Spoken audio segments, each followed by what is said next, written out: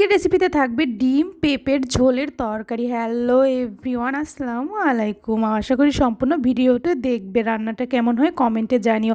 এখানে ফার্স্টে আমি পেঁপেটা সেদ্ধ করতে দিয়ে দিয়েছি। এখানে পেঁপেটা একটু ধুয়ে পরিষ্কার করে সেদ্ধ করতে দিয়ে তারপর ভাবিয়ে নিয়ে ওই কড়াইতে আবার খাঁটি সরিষার তেল দিয়ে দিলাম।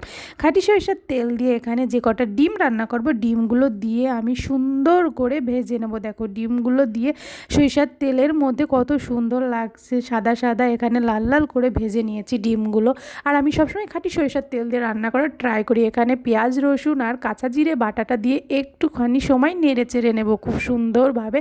নেড়ে চেড়ে নেওয়ার পরে এখানে দেবো হলুদ, ধনিয়ার গুঁড়া, ঝালের গুঁড়া আর স্বাদ মতো নুন। তোমরা তো জানোই যে এগুলো লাগে, আর এগুলো না দিলে খেতে কিন্তু ভালো লাগে না। সো এখানে দিয়ে একটু নাড়াচাড়া করে সুন্দর করে নেব, সুন্দরভাবে যাতে কষানো হয়। এই কষানোর পরে এর মধ্যে আমি একটুখানি পানি কিন্তু অ্যাড করব, কারণ এটা যাতে কাঁচা কাঁচা গন্ধ না বলে পেঁয়াজের আর রসুনের, সেজন্য আর একটু পানি দিয়ে দেখো তেল ছাড়ার মতো হয়ে যাবে। তখন দিয়ে দেবো ভাবিয়ে রাখা, আমি সুন্দর করে ক্লিন করে ধুয়ে রেখেছি তারপরে এখানে দিয়ে দিছি পেঁপে।